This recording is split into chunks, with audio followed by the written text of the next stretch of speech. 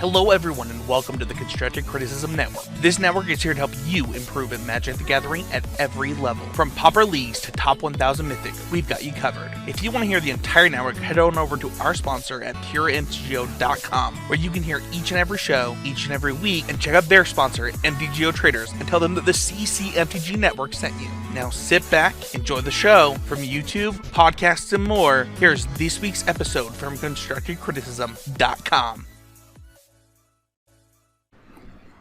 Hello everyone, welcome to the 374th episode of Constructed Criticism. I am your always clever, always funny, and always downright charming host, Mason, joined by Abe. Abe, how you doing? I take time out of my week. Let's take this from the top, Mason. All right. You'll just edit that out. Yeah. From the top. Give me something better than that, please. I got you. All right. Hello everyone, welcome to the 374th episode of Constructed Criticism. I am your devilishly good-looking, charming, funny, and all-around amazing host, Mason, joined by my catch of a co-host, Abe. Abe, thank you for taking your time out of your week to talk to us. It has been a busy week already. It's only Monday, but I always make time for the podcast. I love doing it. It's my favorite part of the week, probably. Wow. Well, hopefully Audrey didn't hear that. My girlfriend knows. It's fine. Yeah, it's fine.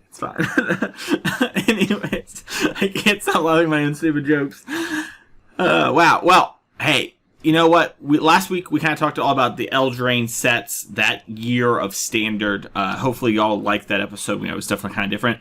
But this week we're kind of doing a similar-esque thing with our re-review of the Pick 2. We're going to talk about what we learned from this standard format, etc. And what's hopefully going to be helpful for us going forward into the next standard format when old Midnight Hunt comes out. And, Abe, 24 days. 24 days. We haven't seen... keep on burning. Yeah. It turns out every time we record, about 7 days has happened. So it's pretty crazy how it does the little clockaroo. But that's going to be our episode today. But first, we do want to talk about always improving, because it is the point of the show. And Abe, I'm going to fire things off this week first. And my always improving moment has really been a lot about taking the time to go through and just really, really, really read all the cards in Modern Horizons Historic. It's called Jumpstart Horizons. That's the name of it. It's so silly. Whatever. But I've been taking a lot of time to read these things, and I've been trying to actually think about ways at which they're going to work together and interlock and mesh in a way that sometimes I think I'm pretty bad at, and that's been what I've been trying to improve at. Because I think that it's pretty easy and a kind of a not so hard a trap to fall into to think about things with okay, if I had these three cards, how does that impact the Historic I know now? Which is a fair assumption. But that's assuming no other decks got any cards, right? And with a set like this, which is introducing modern power level staples, Dragon Rage Channeler, Unholy Heat, these type of cards are entering the format, it's going to have a huge impact. And while it's going to be impossible to know the actual outcome when it comes to trying to work on the deck list and stuff like that and to get ready for content and stuff, it's important, I think, to try to get a much bigger look and look at all the things that are going to upgrade it. And are there anything new that's going to come up? Will the Vespelark combo actually exist? And if that's a thing, how does that change the decks that are playable? And so I've been trying to think about that sort of thing. And that's one of those things that I think is really hard to improve at because I just have to practice and do it a bunch. And it's really hard to get feedback on that, Yeah, it's one of those things that's definitely really time intensive when it comes to content and with Magic in general. It's kind of how we're doing this is that you don't know until way after how right or wrong you were about how things shake out, and so trying to really spend more and more time thinking about the problem and get better at seeing what kinds of things do and don't happen is definitely it's a time intensive process that you kind of have to work on and improve over time. I feel that. Yeah. Well, Abe, what was your always improving moment? My always improving moment this week was it's going to tie back into booster drafting a lot again, because that's really most of my engagement with Magic that has been happening recently, is doing a bunch of drafting, but has been applying kind of my newer understanding of things and reevaluating old things I used to do when I would like we've been playing like older draft formats. We like have some old sealed product lying around. We did like a Dominaria like Rochester draft. That was really fun. But especially just thinking about the game with like a new lens and a new idea that I have now based on what it was previously, and just working through like, oh, what were my old assumptions, and kind of thinking back about like, you know, how did I used to like drafting Dominaria, and how did I like to used to approach various formats? Like, what was my favorite strategy to draft?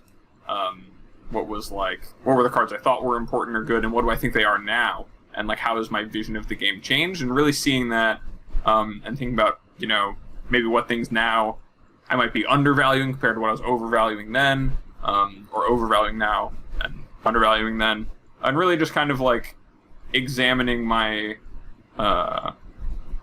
like looking at a past version of myself to inform the present version of myself, how I can be better for future version of myself, you know, when it comes to just approaching Magic in general. No, I've actually been having a similar thing, actually. I don't think we've talked about this with, like, playing the blue-red Murktide deck in Modern. It's so... I would say that I always kind of understood, and, you know, obviously it gets better with time, but, like, the effectiveness of 1 mana and 2 mana spells and, like, mana efficiency and that sort of thing. And I would say that this deck has really taught me just how powerful that truly is in the inverse scale. Because I think a lot of times I took advantage of that by trying to play decks that maximize mana in a different way, by having more of it, right? Like Amulet Titan kind of looks to abuse the mana system in a different way than the Ragavan deck does. And it's really helped solidify and also crystallize my thoughts about it a whole lot more now that I have kind of these two big spectrums. And I would say I'm starting to get a good amount of experience playing these sort of tempo-y based and low mana cheap threat decks. So yeah, I feel that. It's entirely different. Like, in Limited, it's very bare bones, but in Constructed, like, playing the game around the idea that your card advantage is going to come from, or your comparative advantage to your opponent, it's coming from the efficiency of your spells and how effective they are at interacting at key points of a entirely different kind of game than one that's kind of like Amulet, where you're going to present a key point in the game. You're going to present a huge threat by just getting ahead on mana by way of, like, you know, kind of reducing the power of your deck overall, or its ability to interact or things like that. Where sometimes you like look at a deck like that and you're like, man, 2 or 3 years ago, I never would have thought that this deck was playable or good at all, or like I would never understand why I would choose to do that, or I would feel intimidated by doing that instead because there's so many decision points. Like, I know for a bit it's like, and kind of why I say that, like, I feel like most Magic players who like do a lot of growth, and especially when they touch like Moto for the first time, have like a burn phase at some point in their career, because you go from being like, yeah, I'm like really good, I want to make all these like decisions and play every game, and then you start playing against better opponents and playing more often, and you're like, I want to really take it back to basics and approach, like, you know, you have a whole new appreciation for what you used to consider something really simple and easy, like playing an aggressive deck, or you know, maybe you're an aggro player and you're like, I used to think that playing control was really easy, I just had to like kill all the things and move on with my life, but you know, it's actually a little harder to plan the game around sequencing your answers and figuring out what they could have and what they might have and planning for all these contingencies. And really just reapproaching Magic from a new lens is always, I think, one of the biggest ways to go from kind of like feeling like you're growing to realizing you've grown and cementing in yourself like what that growth is, so that you can kind of like look ahead knowing better where you're at. I agree 100%. That's going to do it for this week's Point of Always Improving. If you want to support the show, you can go to patreon.com/ccmtg.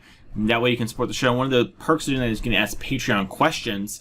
And I got one DM'd to me from a listener, Abe, this week. I thought I'd bring it up. Now, unfortunately, I think that you might not know an answer to this, but I thought it might be fun to kind of surprise you with this. So their question was, what card are you most excited to play with in Historic Horizons? So I'll go first to give you some time to go to MTGA Zone, which of course is the place to have it. All the cards. There are a lot of cards from Modern Horizons 1 and 2 and pre-printed from Old Magic. Off the top of my head. Yeah, I know you do. I thought this would be really fun. Isn't this fun for me to surprise you with this? I totally didn't forget to tell you pre-show. Surprises. I totally didn't forget until just now, and I'm like doing this, and we're stalling a little bit for time while Abe searches instead of me editing it out of the podcast. I wonder if I were, maybe to look on NTGA Zone, I wonder where they would keep it. It would be like right in the middle, and there'd be like a set review, and then there they'd have all the cards linked to as well. Oh wow, there's a lot of it. Yeah. They mentioned me in the black and white section a bunch. So clever. I mean, how could you not? Yeah, they actually really did. That was kind of cool. Anyways, thanks MTGA Zone. The card I'm looking the most forward to playing with might be a recency bias thing, but I am looking most forward to playing with Seasoned Pyromancer. That's a card that I actually haven't got to play a lot with in Modern. It's a card that looked to be really strong and is really strong, but I just haven't really played those strategies where they have them in the optimal one for me to play at a time. I didn't play much during Obosh Red in Modern, where that card was kind of a real heater and saw a whole lot of play. So I have unfortunately just never got to play with that card. Like, I think at all outside of playtesting, to be honest. And so I'm really excited to play with that. And I'm also really looking forward to playing with some of these arena-only cards. Merfolk Scout, I think, is actually one of the strongest cards printed in a long time when it comes to a Merfolk deck. And same with Davriel's Withering. I've talked ad nauseum on social media and in my articles, if you've seen, but basically figured out a Splinter Twin combo. I think it's quite good. Pretty sure it's going to break the format, but we'll see. So that is what I'm looking forward to. I guess I'll say this while you're reading. Davriel's Withering is a arena-only card that -1, -2s a creature perpetually. And perpetually means no matter what zone it goes in, that copy of the card has that effect. So it's like it's always dead-weighted, kind of. And then Vespel Arc, which is a card in the set, says when it dies, you bring something back with 1 power or less. It normally has 2, but if that card has 1, it dies to its own state-based action. This causes a loop to occur, and you just put Blood Artist on the board, and they die. Or you put Serra Ascendant, and you gain infinite life, which on Arena normally means they die. And so, yeah, that's sort of that. And I think it's going to be quite strong, honestly. I'm a little worried. Yeah, no, I think that, things like that, especially when there's, big, complicated pools of cards that are potentially powerful, and then big, unknown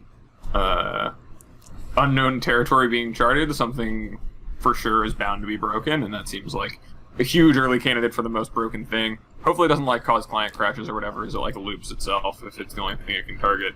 Yeah, as long as you have a Blood Artist, the game should end for what it's worth. As long as... Yeah, but, if you don't... happen if someone just runs it out? They're like, oh, I'm losing? Game, we draw. I think the comment, I heard somewhere devs mention that the game will eventually pass priority back to the opponent. So you will just eventually the game will kind of break Magic. Yeah, so it's kind of an interesting sort of, we're kind of not playing Magic, we're playing Magic. I don't know if that's gonna be true. I haven't read that on the website, but that's what I heard from someone that I kind of trust. So. There's that. Also, the coolest part of that combo is one of your combo pieces is just a good kill spell with a -1, -2. So that deck is crazy. You have, Disfigure in your deck, and but it's dead weight Disfigured instant speed, and you have it's split card Splinter Twin Disfigure. That's the way to look at it. Yeah. All right. Well, what card are you most excited for? Because my card I'm most excited for is actually one of my all-time favorites, which is Restoration Angel. Ooh. Okay. And usually people are like, oh, Restoration Angel, you're going to abuse that by blinking something cool? And I'm usually not. I don't know. I really just I like a lot of decks, and especially I have a huge fondness and fond memory for decks that played this card as just I mean, there were some tricks with it, obviously. There was Augur of Bolosses and Snapcaster Mages in these formats, or Blade Splicer. Drag Tusk. Kind of flash. Yeah, that was one I didn't really enjoy. But the kind of flashy nature, instant speed mid-range decks were kind of defined by this card for a very formative part of my Magic career, and I played a lot of them and liked them a lot. And really just even in Modern for a long time I played Restoration Angel in my decks. That's a different time. Did you play Restoration Angel Humans ever? Did you ever do that? I did play some Restoration Angels in Humans. Okay. Right towards the end, but by then I was playing a lot more of the Urza deck than the Humans deck, but I was a huge proponent of it. I know I convinced Hobbs to play it in one of the invitationals he did very well in. Nice. And it was in my stock list that I would hand out to people who asked. But just the rate on the creature is really good, and the way the play patterns with it of okay, if you're gonna try to stall the game out a little bit, even in a control mirror, being able to like punish your opponent for casting a spell on their main phase. You're able to develop a threat, or if your opponent like does something you don't want to answer, you have a chance to then deploy your win condition. Just plays out really well on a pretty innocuous design. Like, it looks much like a card that's looking to play with more creatures, but even if you play it just like with a handful of value things like Augur Boss or whatever, mainly as a 3/4 flash, it still played out really well in its format, and is one that just always holds a really near and dear spot in my heart. So I'm really glad it's coming to Arena and more people can get to experience that. Yeah, it's going to be dope. It's a sweet one.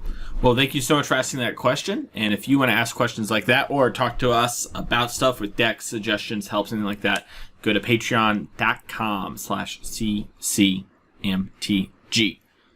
It's time to move on to the main portion of our show, and that's going to be our re-review of the Pick 2 set review. So if you haven't done this before, this is an Abe Stein original. Basically, we're going to talk about our sleepers, our hopefuls, and our hits, which is 3 of the constant segments in the Pick 2 set review.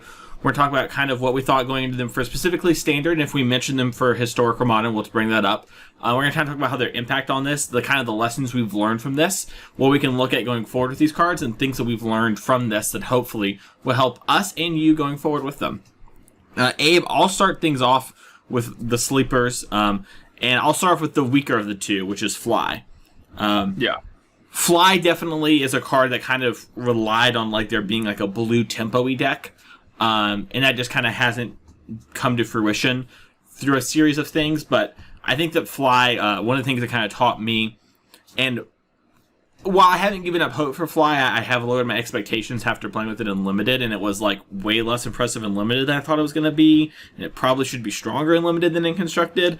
But sometimes having to work for things in multiple turns of like trying to get towards something is a much bigger cost, even if the base rate is pretty good. Like blue enchantment, give a creature flying, is actually like a pretty reasonable rate. You wouldn't normally play that card on its own, but when you stack on some value, it's kind of close, right? And we kind of talked about this during the set review. But I think this card takes too much time to accrue the value. And I think even a card that just said, like, when you hit your opponent's scry, like a scry one would be a lot more value, and the dungeons give a lot more value than that once you get about 2 turns in. So I think that that was a really big lesson for me that was pretty helpful with a card like this.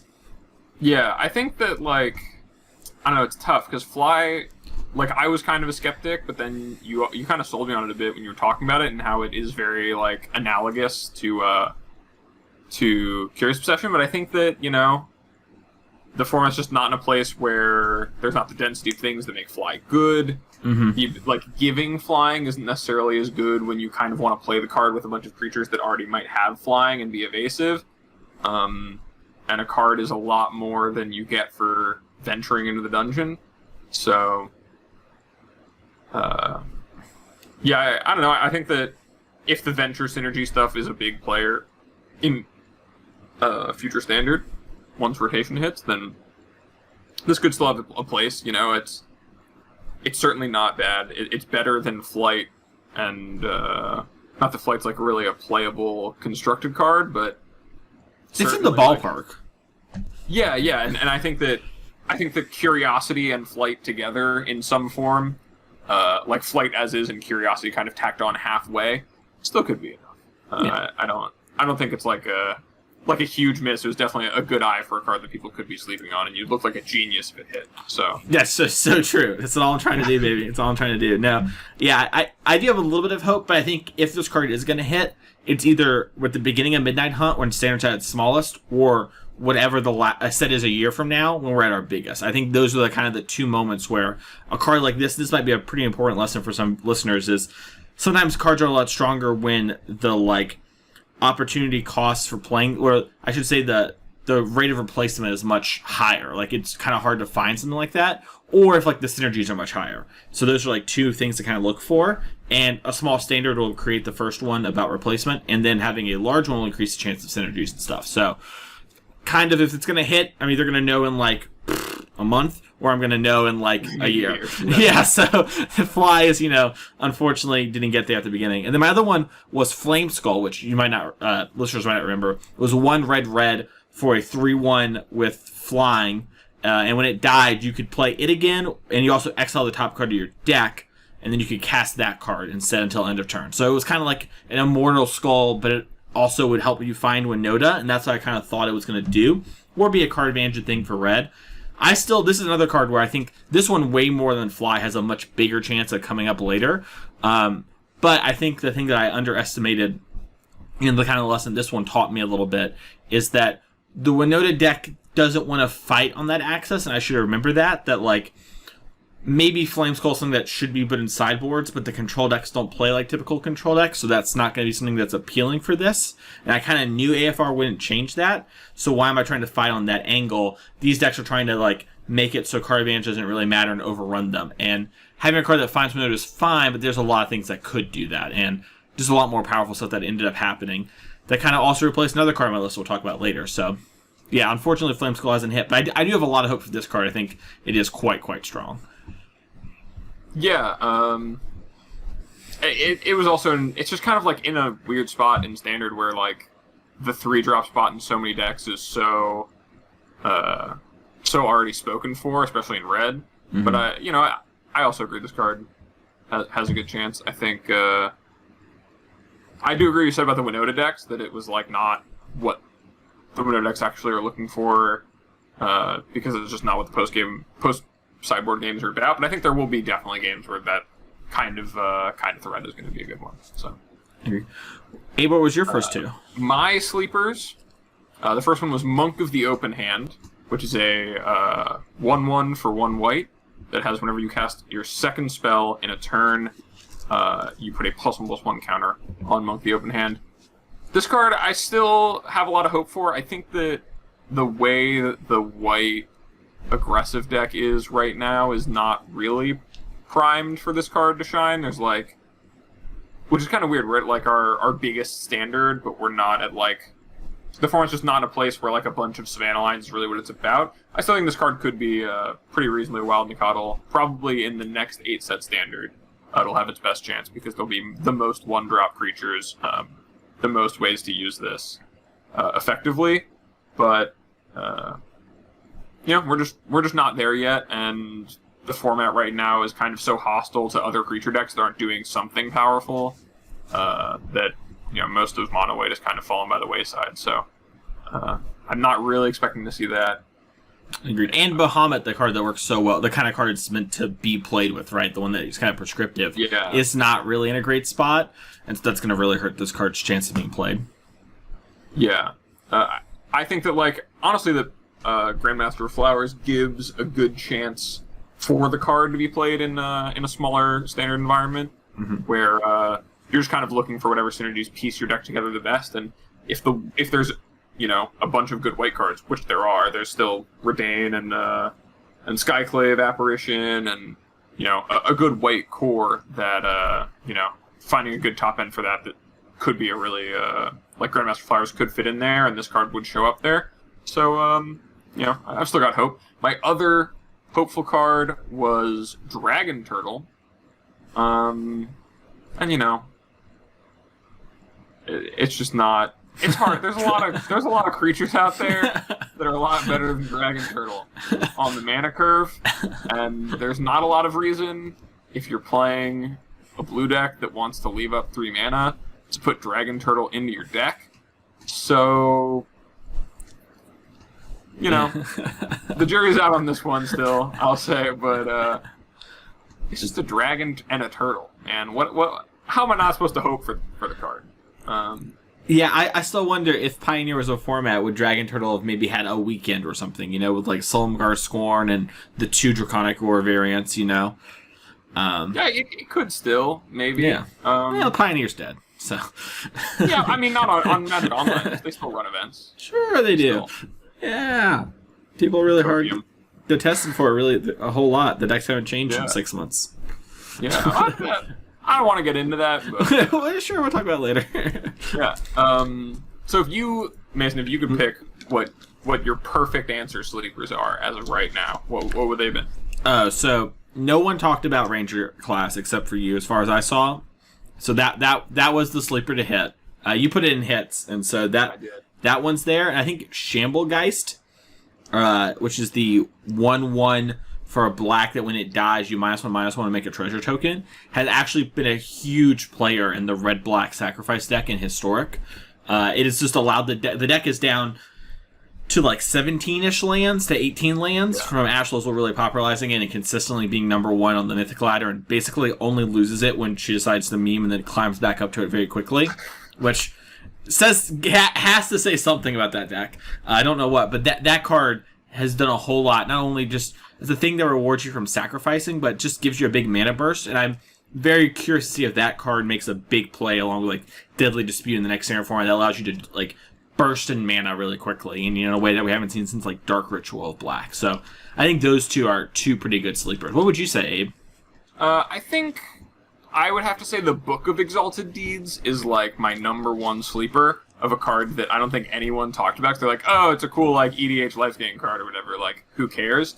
And then like literally broke Standard 2022, and like, like still shows up in Historic where people just lock people out by putting it on Faceless Haven. And so that combo going unnoticed, I think, gives it the ultimate sleeper status for me, because that really did warp things and was a talk of a lot of conversation for a few days, and is still something people, I just want to be cognizant of. I just want to say that, when you got Ranger Class right, I hyped you up, and then right here on your screen, I can see that I put Book of Exalted Deeds in my favorites, and you said no one talked about it. Hold on, and I just want to know why you broke my heart. I'm just curious. Like, the reason I broke your heart is because in this screenshot, a little peek behind the curtain, in the screenshot, it's like a little like cut off around the side, and I didn't read the wrap text.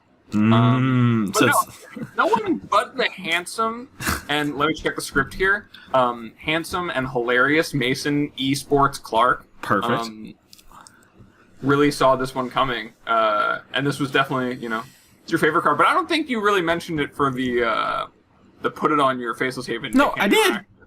I said, so I was like hyped because I was like, everyone's talking about this in Historic for that, and I said, but your Angel deck also can just play it while you wait, and it like does stuff. Like in the Angel deck, it like locks out all the other decks, and it's just a real card. Like you would just like almost play it. On the Mason Electron card evaluation, because his favorite cards are the best cards. Yeah, I re-listened to these episodes before we record these normally. I didn't get to today, but I know I did that one because I also wrote an article about it, and someone commented on Facebook and said, that's stupid. Wow. Yeah. Got. It's banned in 2022. Facebook guy and me. It's not stupid, and Mason called it. Yeah. So there's your props. Where due? I look like a fool. I have egg all over my face. Forgiven. In a couple days. Yeah. And yeah, so I would give it to that, and then the other sleeper, probably Tasha's Hideous Laughter. Oh yeah, where it's like it's modern tech has been huge. A meme mill card that people would play, and like would like ruin you in limited or whatever, but then no one really talked about. But because of the disproportionate representation of Luris and just like 1 and 0 cost spells in Modern, it's like a main deck multiple copy of card in Modern Mill, which is one of the top 4 or 5 decks in the Modern metagame right now, in rotation with everything else. So I think no one really predicted that, but then as soon as you look at the way the metagame's structured right now, and like decks like Hammer Time, which have like a total CMC of like 25 or something, like I think Blue Red Delver is like 43 if you count Murktides. Yeah, 28 of it's Murktide or something like that. It's like a lot. A really big thing about the card too is that it exiles those cards, and so even the normal plan that people have had to combat mill when it crops up online is to be like, oh, I'll just board in like a Kozilek or something. But like I can't do that in my Hammer Time deck, because if I board in a Kozilek, sure, it'll stop the Tashas, but it'll be exiled, and so I need to board in like 3 copies of that card to even start to have an impact, and that's a pretty high deck building cost when compared to putting 1 in your deck and it like milling over some amount of the time. So it's really actually been like pretty hard to counterplay in the way that people normally have, and it presents a pretty unique problem. And a card that no one, maybe mill guys out there. All the mill players, the diehard Hedron crabbers, they probably knew or had talked about it, but no one that I saw thought this card was gonna be making the splash it already has. Very good point. Well, let's move on to our hopefuls. So these are cards that we kind of hoped were gonna make it. Basically, this is somewhere between like sleeper and hit, but like a lot more speculation. So this section kind of, it's a little more like obtuse on how strong we actually think the cards were. A lot of times we try to tell you that in the show. So my first one was Wizard Spellbook. And I thought this card just had a chance to be a part of an Ultimatum package. And as we'll kind of talk about when we get to like the standard as a whole and everything and things we've learned from that, Ultimatum just didn't need another thing to go over the top or to have access to that sort of stuff. And while Spellbook maybe has an outside chance of seeing play over the next year, I think it really needs something like Ultimatum to really cheat it into play for it to be good. And you just can't, I don't think, play that card for 7 mana and actually get the distance most of the time. So, didn't really compare it to the other things they could be getting. I should have probably thought about that a lot more as a big lesson for me.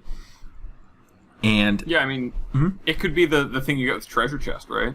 That's true, yeah. That's the plan. So I'll roll the 20 with the Treasure Chest. Then I'll roll the 20 with this. Cast my 5%er. Easy. Run it back, too. One more. But yeah, that is that on that. And then Ebon Death, which is the 5/2 flash, casted if something died this turn, not named Ebon Death or whatever. Maybe I was a little too ambitious on that card. This is a card a lot of people talked about too. I think we all just kind of like, even in a world without Bone Crusher, I think its best shot is being like a black control juke.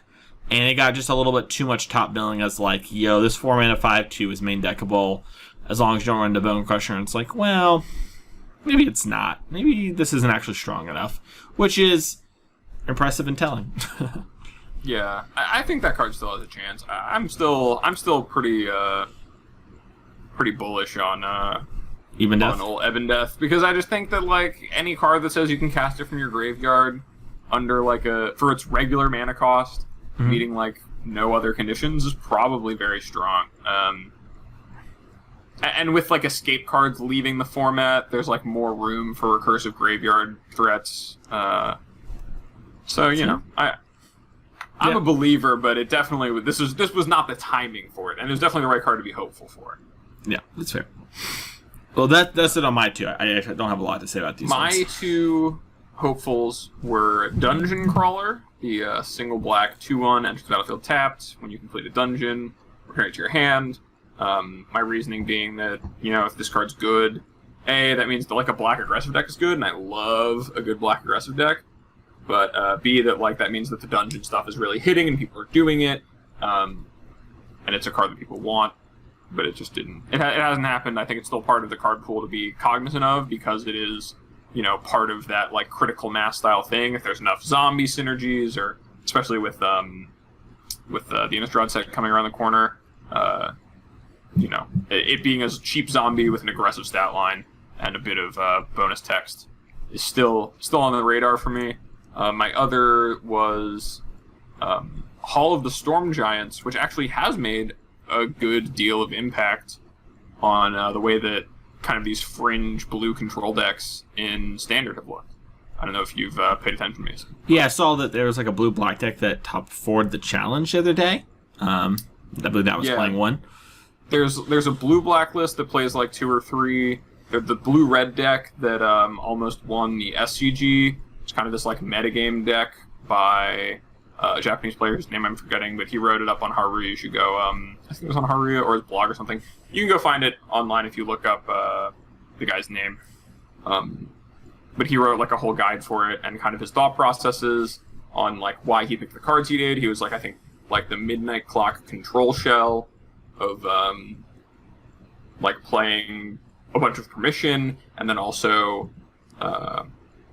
the like Cinderclasm and Bone Crusher Giant to keep the Winota decks at bay is just a really good spot to be in the metagame, and like he was doing great in that tournament. And also he felt like he was good against Sultai because he had a bunch of Shark Typhoons and Counter Magic. And Hall of the Storm Giants was a big part of that because you could get the board to even, or you could get yourself ahead and have them top decking, and then just close the game very quickly by hitting them for 7 for a couple turns. And like with even just like a 3/3 shark or a Bone Crusher Giant in play, that card just represented like a 2-turn clock. So the low deck building cost, blue, creature land, really glad that one's doing well. If you could like repick your hopefuls, Mason, where would you be? You go first. I'm trying to think exactly. Okay, I think like cards that I'm hopeful for, like now that we've kind of seen where the format was, cards that haven't gotten their time yet that I want to. Mm-hmm. I would say Acerrirak, the Archlich, the 5/5 for 3 that. If a dungeon or whatever Keeps on coming back to your hand if you like haven't completed the Tomb of Annihilation. Historic combo card. Is just like, yeah, I think that card's just really awesome. And if it's being played in the same reason as Dungeon Crawler, if it's being played, it means that kind of stuff is going on, and that's really cool to me. So I think that's like a huge hit. And also, I'll say Nadar, Selfless Paladin, for the same thing. I really am hopeful for the Venture mechanic. After playing with it in Limited, I think it's really cool. I think there's like a good set of decisions there. Players kind of like making these like small decisions that feel bigger because they're kind of branching, and you have like a clear option set in front of you. Which do you choose? Is really good gameplay. I remember like when Kaladesh came out, Mark Rosewater talked about like the design for Fabricate, where you got to like get a servo or put a counter on it, and presenting those kinds of decisions to players, I think, is one that is really fun. And this is like a lot of that. You have to pick like which dungeon you're going into and what you want to do, and you can build your deck around trying to complete one dungeon or whatever. And if that stuff makes its way into Standard, it's a huge win. So I'm very hopeful for those two. No, that's dope. I think I've come up with my 2 answers. So I would say the first one I'm hopeful for is Flame Skull. To go back to earlier, the 3/1. I think, like we talked about, that has a lot of real promise. It's really cool. I think it's going to be kind of a banger going forward. So pretty hopeful for that one. And then my other hopeful, I'm forgetting it now. I was about to say it. Oh no. It's Volo Guide of Monsters. It's like it's blue-green something. The Volo, which was like if you don't have a same creature. So yeah, that one has proven to not quite break in anywhere yet and do anything. But, you know, maybe there's some weird creature types on Innistrad, and so we might be able to do something, and our creature type pool will greatly diversify. Instead of having elves and stuff, you know, we're going to have, like, zombies and vampires and, you know, tree folk or whatever. I don't know. So it's going to, like, definitely change up what Volo has access to. So I'm hopeful for those 2 cards. Nice. And on to the hits. Yep. The very best of the best. We already alluded to this, because Mason was so kind as to pay attention to the things that I wrote down. That's the thing that I don't reciprocate, apparently. But that's all right, yeah. My hits were Ranger class, we talked about before. The best of the classes, and the only one I think we've really seen make a splash so far. I do think there's still hope for like Paladin class, the like Glorious Anthem plus Tithe Takery first 2 chapters, and then like a pretty strong 3rd chapter for an aggressive white deck. But yeah, Ranger class like instantly was putting Sultai on the back foot in the mono green aggro deck that eventually I think has been pushed out by the existence of these Winota decks that are just better creature decks. Mm-hmm. I don't know if you have anything to say about that. And my other one was Portable Hole, which I think we actually haven't seen that much of. But I remember saying it was for a format that you think is fake, which is Pioneer. Well, there's no prismatic ending in Pioneer, so Portable Hole is nice. That's the problem with Portable Hole, right? It's like we saw Portable Hole before Modern Horizon 2 spoilers started, because it was like part of the like we're going to D&D, and apparently if you're a big D&D fan, Portable Hole is like a super iconic thing. So they're like, we're going to show this one off, and people are like, whoa, like this is, you know, and it without prismatic ending in Modern, if that card was banned, I think Portable Hole sees play a whole lot. And it sees a little bit of play in Urza decks, to be fair. It is an artifact. But that card has kind of not made a huge impact in the other formats. I've seen 1 of and 2 ofs in Jeskai control decks in Historic. But the format's just not been about that for Standard. I'm sure Portable Hole will have a much better time in a world of recursive zombies, you know, that we're going into with Innistrad. So, yeah. I have a lot of high hopes for that card, too. And I mean, I think you nailed it. I think Ranger classes best card in the set, probably. I've played a lot with Ranger class.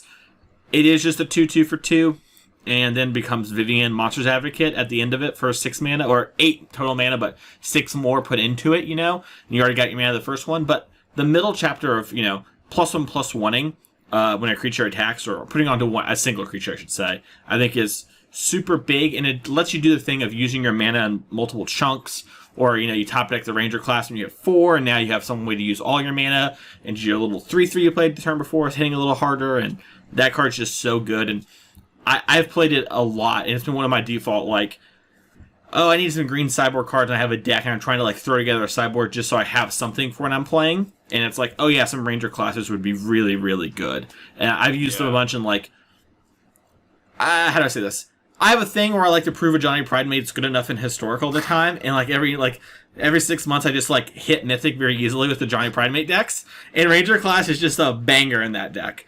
We're a green deck now, thanks to a card I'll talk about here in a sec with Prosperous Innkeeper. But Ranger class is just, that card is so good, and I expect it to continue to be so. I would be shocked if that card doesn't see play its entire lifespan. Its fail rate is just too low. Yeah, kind of like the classic heuristic of in the post sideboard games, things tend to slow down and be more about resources because people are able to interact with each other better.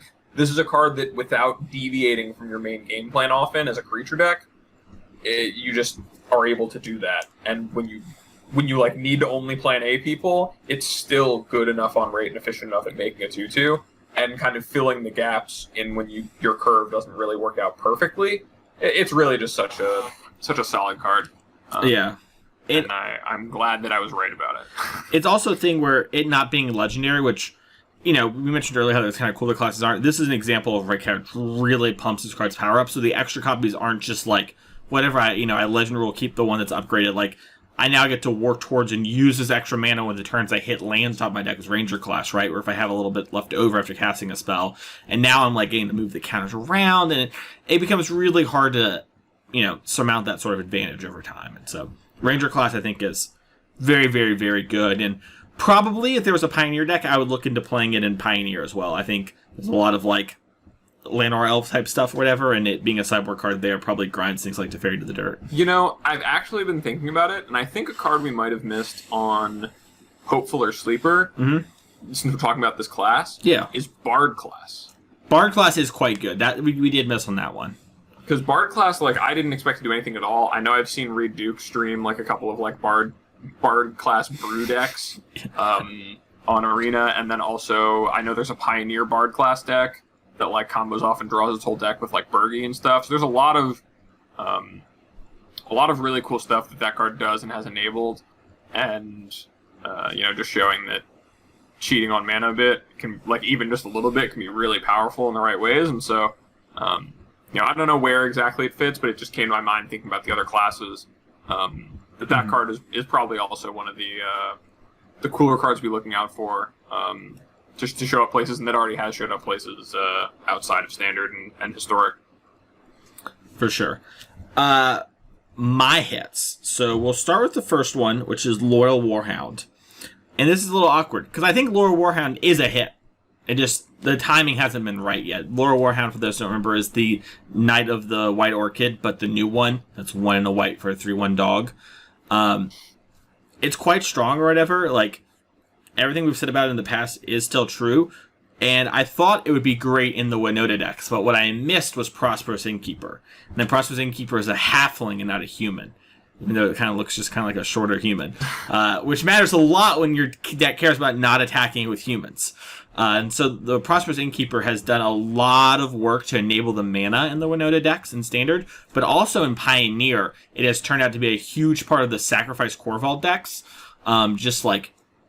A, it helps fix your mana and get you to Corvault a bit sooner, but B, it is another thing that sacrifices and triggers the Mayhem Devils for pings, and also for fast Bolas's Citadels, and using it in conjunction with Citadel gives you life to spend for mana. It's the whole package. Yeah, Prosperous Innkeeper is really blown up there, and then obviously in Historic, Mason's Green-White, the Johnny Pridemate deck, it's great to have another Soul Warden in your deck, and it's actually been super great there. It lets you double spell a bunch, because your deck has so many 1-drops. But that card Prosperous Innkeeper kind of usurped the Loyal Warhound, and that I think both those cards are going to continue to see a bunch of play in Standard and Modern and Pioneer. Pioneer and Historic as well, and so I don't think that's going to change anytime soon. And then my other hit was Dragonfire, which has not super done much. The blue-red dragon deck kind of fell out of favor, but it is totally reasonable, and it's 3 mana to do 2 mana to do 3 damage. Hits Planeswalkers, it's just fine. And things like Goldspan Dragon are most likely going to continue to be at least fringe players going forward. I wrote an article recently about like the potential for new pillars of Standard, and I think Goldspan Dragon is a pretty easy card to imagine mainstaying some decks at the front, and I just can't imagine, Dragonfire not being part of those decks. It's just so efficient. It's going to take some really powerful Midnight Hunt cards, at least at first, to get us off 2 mana deal 3 or deal 4 with our Goldspan Dragon. So yeah, without Scorching Dragonfire coming into to the core set again, and with it rotating out, this is an easy replacement for that. And I think that between Immerith giving a blue-red Dragons deck a way to have this scale up to kill 5/5s or 5 toughness creatures, depending on what the critical points of power and toughness are for the threats that are there to outscale Frostbite and whatever. This certainly has a long ways to go before I call it a miss, because I think that a scaling removal spell in a deck that already kind of wants to play with this kind of cheap interactive stuff and needs for that kind of removal is never going to be. It's going to be hard to not say you should probably play 2 or 3 of this, even in just your sideboard, because of the fact that a mono red deck exists where you need the answers. This is going to happen. So, yep. Well, that's going to do it for that. Let's talk about the Standard as a whole real quick to wrap up the show. There's a lot of things we could say. We could talk about how the Winota decks kind of got slept on, but people didn't really see Minsk, which is another card we didn't get to mention. Our old hamster friend was a big player in Winota for a lot of different reasons. And we also saw Prosperous Innkeeper really help propel the Winota decks to the forefront. But I think the thing to talk about is Sultai. Sultai has kind of proven to be the deck of Standard. In some ways, it kind of has always been one of the decks since Ultimatum really got its foot in the door in Kaldheim with the introduction of enough things to get off and enough cards to surround it. And this hasn't changed. And we've seen people like Andy Awkward, who visited our sister show, Mythic Cast, about 2 weeks ago now. So you can go listen to him talk about it there. But he has just top-aided. I'm pretty sure he top-aided every Standard Challenge he's played with the deck, just tuning and tweaking it every week. And he's played a lot of them. It's not like he played one and I have some stupid stat. He's played 8 or 9 of them. And so I have a little anecdote about this. Yeah. I played a Standard Challenge, I think last week actually. Played a Sunday Standard Challenge where I registered the blue-black deck. Because I wasn't really sure what I wanted to play. Didn't have a good Sultai list. Just kind of wanted to jam, maybe experience something new in the waning days of the format. Played this blue-black control deck. I went 1-4. And nice. then my 1-4 included a round 1 win over Andy Awkward, where it's my best matchup probably, and his worst matchup definitely. So, I'm like, oh man, I get paired against him. I'm like, oh my god, this dude's cracked Sultai. His deck's the best deck. I can't win. And we play and I win because my deck is full of a bunch of dumb counter magic and is designed specifically to beat Sultai. And then he goes on to top 8 and I think make the finals of the tournament, and I go 1-4. So if that is an example of just how good the Sultai deck is in the right pilot's hand, and the kind of things it takes to take wins away from it when it's being played at the highest level and the build is really good, I had to be playing a deck that was purposefully built to beat this deck, can't beat another deck in the format, and also draw well and play a good game of Magic against someone where there are easily places I could have blundered and lost. And then he just goes on to win the to do great in the tournament anyway. Huge props to him, and also I think it's just pretty undisputable, unlike what the SCG data was saying early on, that if you really know what you're doing and you're playing Sultai well, there's no reason not to play it. If you have any standard events, FNMs, local window boxes or whatever going on to you, and you're playing standard for some reason, Sultai's the best deck. If you're trying to grind a Mythic, Sultai's the best deck. It's just unavoidable. Yeah. And it's hard to say what brings us to this, or what brought us here, other than maybe that Emergent Ultimatum is just so powerful with the monocolor threats in standard, and it's just such a good end game that building towards it is so good. But there's a lot you could say about the nuance of like the pieces together that are good and make casting a spell like that possible. But I think that despite the fact that Sultai is the best deck, there's still so much variety in this format, and there has been through and through. I think up until maybe like Strixhaven release is where it really leveled off. But I remember even up until the end of Kaldheim, like talking with you about events and being like, yeah, like I'm not even sure what the right thing is to play this weekend, and the new set comes out in 2 weeks. And so it's really been a great one, and Forgotten Realms even went above and beyond our expectations, much like Strixhaven did, and adding to that. And it's just really been an impressive set where everyone kind of, I think, was thinking it would just be another regular core set. I agreed. Yeah, it definitely overperformed, and the format, for those that are playing it, have been really enjoying it. It's really reward playing it a lot for tuning and building your deck and metagaming and that sort of thing. The format has been a big help there. The pieces have all been kind of the same for the most part, even with AFR's edition. But there are enough new things that it keeps it a little spicy, and, probably more a symptom of Arena than anything about why it's, feels so stale. It's just so easy to play games. So, yeah, I think that's all true. And I also think, for what it's worth mentioning, like, why Sultai is so strong, we should also talk about, like, a lot of pieces went into place to make it really hard to play these other decks. So these other decks cannibalize themselves all at the same time, too. And that makes it, really challenging. We kind of had the perfect stars align where this 7-mana sorcery deck just proved to be, like, the safest, most consistent, strongest pick basically all the time. So, 40% win rate Keck. Maybe, maybe the data isn't actually that helpful. Yeah, maybe Andy Awkward with the 60% can just say Sultai diff, right? Yeah, exactly. Well, hopefully this episode was fun, and maybe, Abe, that's an episode topic we should talk about later, is the data. I know we've mentioned it a couple of times in the last couple of weeks, but I feel like there's an episode somewhere between, like, that and mana efficiency and card, or maybe there's, like, an episode where we talk about, like, 5 little things that could almost be their whole own episode, but are not. Yeah, I could also think of a couple of really good guests to talk about, like, vetting your sources of data and understanding and working with it. I know people who'd be great for that, really successful players who I think have taught me a lot about that kind of stuff that we could certainly have on. So if that's something that people want to see, the listeners, the patrons, the non-patrons, just anyone, let us know on Twitter. Where can they find you on Twitter? At Mason E. Clark. Oh, wow. Yeah. That's me. Where do they find you? They can find me at More Nothings, or MORE, No Things. Gotcha. Also, I'm on it with Hane, don't worry.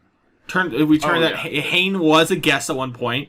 I know last week I was having some issues about did Hane make it, yes or no. Answer's yes. And that's good. Yeah. We're gonna try and get him back. Who knows? Maybe we'll get him on here, we'll get some guests, whatever. Get some people. Maybe we'll get some Magic Zoomers on here. Let them zippity zoo. We can get the Master Chef from Island or something. I don't know. I don't know how Zoomers. I can get Milan pretty easily. Yeah. Milan and I have good rapport, so. Yeah, he's on Master Chef Family. No, he's on Top Chef. Top Chef. I'm sorry. I would never get those two great shows mixed up. I tell you what, that was a test for you to see if you were a true friend.